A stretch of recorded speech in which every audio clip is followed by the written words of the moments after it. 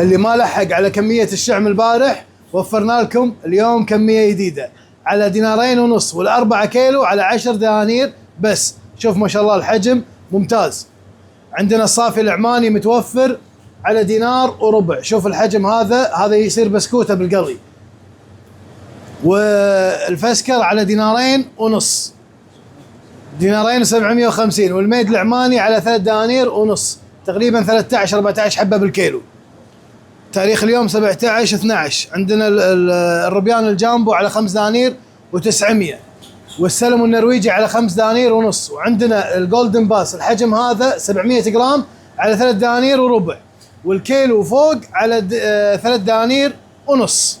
طبعا الشيم متوفر على 3.5، والسيباس والسبريم كل الأحجام متوفرة. والزبيدي تبارك الله أحجامه من 350 جرام إلى 450 على 8 دنانير ونص. طبعا الزبيدي هذا إيراني. طب وتخير.